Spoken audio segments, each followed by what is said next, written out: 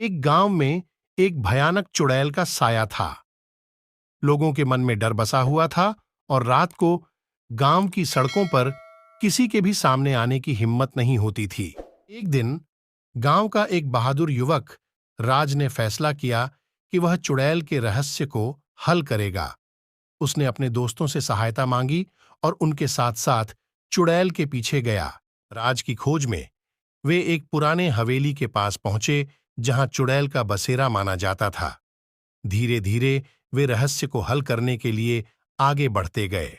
अचानक एक डरावनी आवाज उन्हें सताने लगी। तुम यहां क्या कर रहे हो?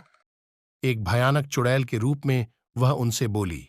राज ना तो डरा और ना ही हार मानी।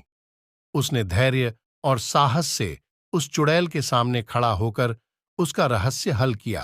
वह चुड़ैल का रहस्य उसके दोस्तों के साथ उसके अच्छे काम और बुरे काम के बीच की भिन्नता था। चुड़ैल का रूप उसने अपने बच्चों की सुरक्षा के लिए धारण किया था। राज ने चुड़ैल के रहस्य को हल करके गांव को उसकी संपूर्ण सुरक्षा में रखा।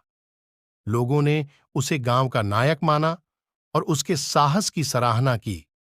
चुड़ैल के डर से गांव की जनता अब सुरक्षित थी। जब समृद्धि की दिशा में गांव में बदलाव हुआ तो राज ने लोगों को अन्य कार्यों में भी सक्षम किया।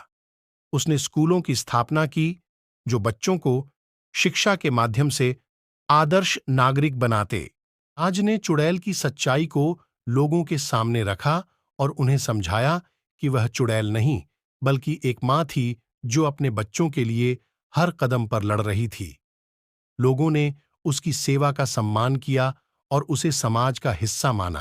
राज्य ने लोगों को एकता और समर्थन का संदेश दिया। उसने सिखाया कि एक समृद्ध समाज का निर्माण केवल अदालत, न्याय और सामाजिक समर्थन के माध्यम से ही संभव है। चुड़ैल की कहानी से हमें यह सीख मिलती है कि हमें अपने प्रतिकूलताओं का सामना करने के लिए साहस और समर्थन की आवश्यकता होती है।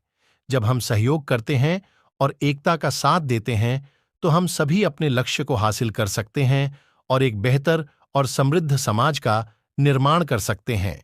इसी तरह कहानी समाप्त होती है।